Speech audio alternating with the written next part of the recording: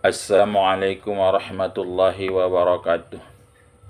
Alhamdulillahi rabbil alamin. Wal aqibatu lil muttaqin wa la udwana illa 'alal zalimin.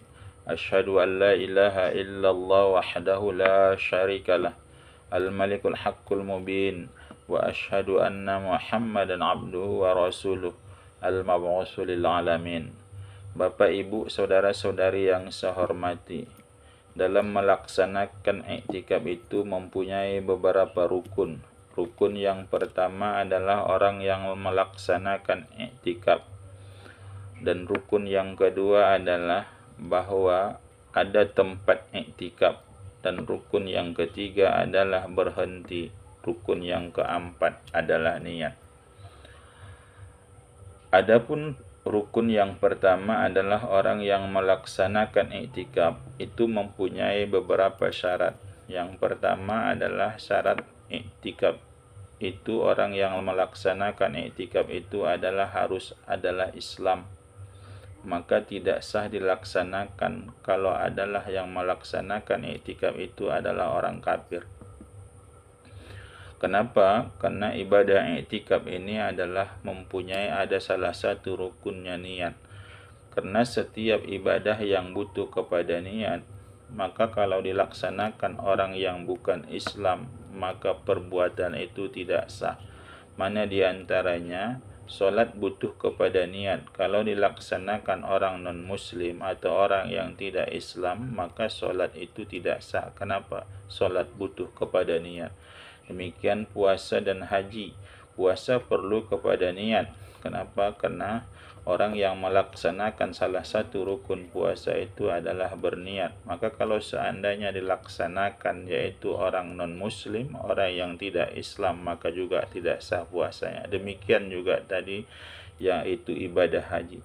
Dan juga demikian juga pada pembahasan kita kali ini adalah iktikaf. Kalau seandainya iktikaf itu karena butuh kepada niat, maka kalau dilaksanakan yaitu orang yang tidak Islam, maka tidak sah iktikafnya. Dan syarat yang kedua dari orang yang iktikaf itu adalah bahwa orang yang melaksanakan iktikaf itu adalah berakal. Tidak sah pelaksanaan iktikaf itu kalau dilaksanakan orang yang tidak berakal. Mana contohnya seperti orang gila, orang yang pitam, orang yang mabuk. Kalau mereka ini melaksanakan iktikaf, tidak sah iktikafnya karena tidak mencukupi syarat sebagai orang yang berakal. Adapun anak yang sudah mumayyiz, siapa itu anak yang sudah mumayyiz? Sebagaimana saya jelaskan pada pertemuan yang lalu, orang yang sudah bisa membedakan yaitu tentang suatu ibadah. Tahu dia membedakan mana rukun, mana syarat, dan mana yang membatalkan. Kalau ada seseorang anak yang dia melaksanakan sholat, udah tahu dia bahwa bersuci itu adalah merupakan syarat dari untuk pelaksanaan sholat. Menutup aurat adalah syarat untuk melaksanakan sholat. Dan juga tahu dia bahwa ada rukun-rukun sholat seperti niat, takbiratul ihram, baca fatihah. Dan juga tahu dia membatalkan sholat. Maka anak yang belum baligh ini sudah dikatakan mumayyiz. Maka kalau seandainya dia melaksanakan sholat, maka sah sholatnya. Demikian juga iktikaf. Kalau ada anak yang sudah tahu tata cara melaksanakan iktikaf, bahwa ada rukun iktikaf itu yang 4 macam tadi, udah paham dia bahwa salah satu yang paling penting adalah niat. Mungkin tempat iktikaf udah tahu kita adalah di masjid. Maka orang yang tadi sudah pandai, dia mengerti rukun dan syarat membatalkan iktikaf, maka dikatakanlah dia mumayyiz dalam pelaksanaan iktikaf. Maka sahlah iktikaf seseorang.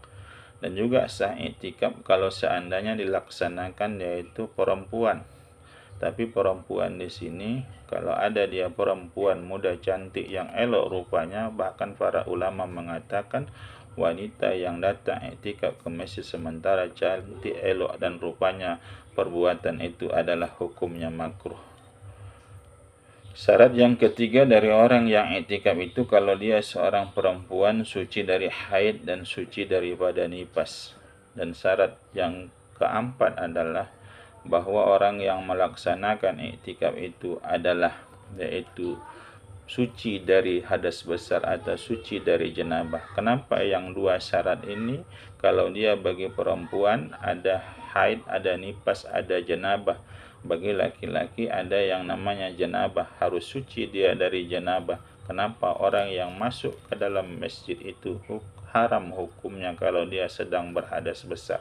Maka sewaktu dia mau masuk masjid itu, maka wajib dia bersuci dari hadas besar. Kecuali ada orang yang sedang dalam iktikaf lantas dia tertidur di dalam masjid, ya, dan kemudian setelah itu dia mimpi mungkin datang jenabahnya, maka itu yang diperbolehkan, yaitu jenabah dalam keadaan mimpi. Setelah dia bangun maka wajib dia keluar dari masjid itu, yaitu mandi jenabah. Setelah itu dia masuk lagi ke dalam masjid, yaitu dengan niat iktikaf. Maka itu yang diperbolehkan, yaitu jenabah dalam masjid karena tidur dalam masjid, kemudian mimpi jenabah, maka setelah dia bangun wajib dia keluar dari masjid, yaitu untuk mandi jenabah.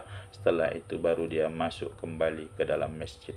Bapak, Ibu, saudara-saudari yang saya hormati, ini saja dulu pertemuan kita kali ini. Terima kasih atas segala perhatian. Mohon maaf atas segala kekurangan. Wabillahi taufiq wal hidayah. Assalamualaikum warahmatullahi wabarakatuh.